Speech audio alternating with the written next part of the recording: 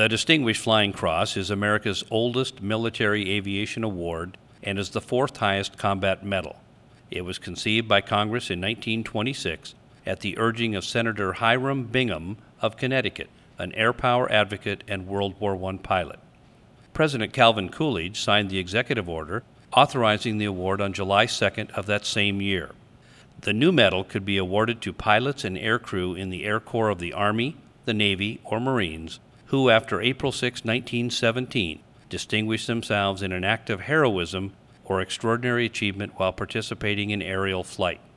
The Coast Guard was added in 1937 and the Air Force in 1947. The medal could be awarded retroactively and could also be earned for non-combat achievements such as setting endurance flight records or other significant aviation acts. It was also the first military decoration to be created with the identical medal and award criteria for every service branch. The Distinguished Flying Cross Medal was designed by Elizabeth Will and Arthur E. Dubois, both working at the Army's Institute of Heraldry. It is a bronze cross with rays extending between the arms of the cross. Superimposed on the cross is a four-bladed propeller. The cross symbolizes sacrifice, and the propeller depicts flight.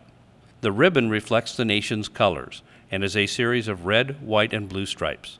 Subsequent awards of the Distinguished Flying Cross are indicated by oak leaf clusters for Army and Air Force personnel and by award stars for members of the naval services.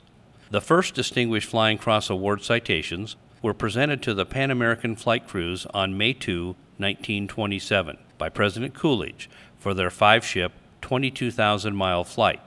President Coolidge presented the first Distinguished Flying Cross Medal on 11 June 1927 to Captain Charles A. Lindbergh of the Army Air Corps Reserve for his solo flight of 33.5 hours spanning 3,600 miles across the Atlantic Ocean in May of 1927.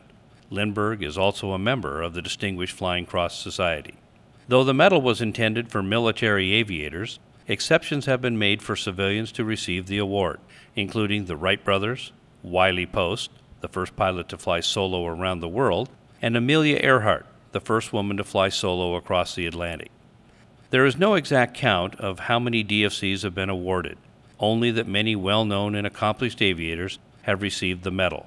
From its inception up to our present day, some of the most noteworthy recipients are George H.W. Bush, John McCain, Tex Hill, Jimmy Doolittle, Joe Foss, Curtis LeMay, John Glenn, George McGovern, Jimmy Stewart, Chuck Yeager, and others.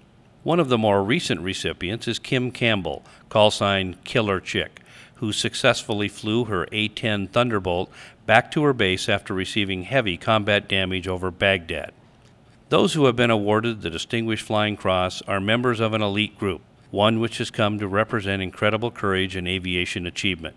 We honor their flying skills and exceptional daring.